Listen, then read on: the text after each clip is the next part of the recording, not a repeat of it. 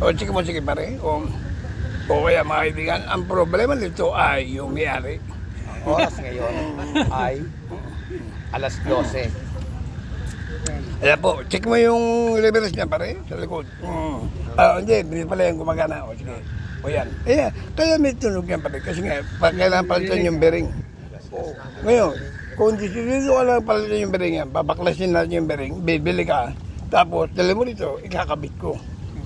Ganun. Kasi paano natin malalaman bearing ito? Alam nila? Alam nila pare, kasi susukagan nila yan ayon sa kanilang metro legal, gano'n. Mas maganda doon ka na sa bearing center. At ang may-ari niyan, mga kaibigan, walang iba kundi ito. Ayan. Ayan.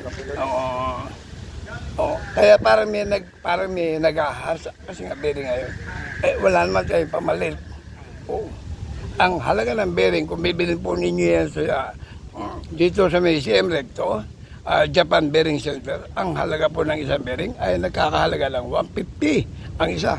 Conforme po yan sa laki. Habang lumiliit, siya po ay nagmamahal. Ayan po mga kaibigan. Ayan, pagkaunawaan tayo. Bibili mo yan bearing. Ngayon, babalik ka rito at ikakabit ko yan.